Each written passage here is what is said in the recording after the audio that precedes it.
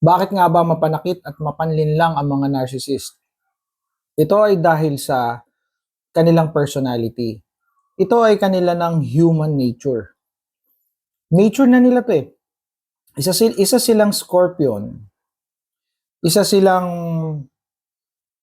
predator. Sila ay meron tinatawag na brutal power of selfishness. Makasarili talaga sila. At hindi lang yun, brutal yan. Brutal yun. Kaya ganyan. Kahit pa magmakaawa ka, maglupasay ka, hindi ka nila pakikinggan dahil hindi ka naman nila maramdaman. Hindi nila nararamdaman yung sakit na nararamdaman mo.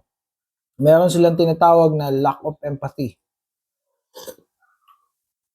At itong lack of empathy na ito, ang nagiging dahilan para sila maging manhid.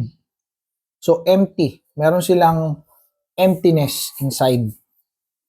So yung sinasabi na hindi nila mailagay yung paa nila sa sapatos ng iba.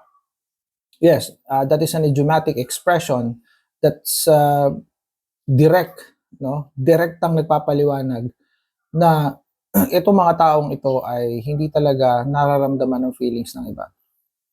Kung nararamdaman man nila yung feelings na yon, sobrang unti.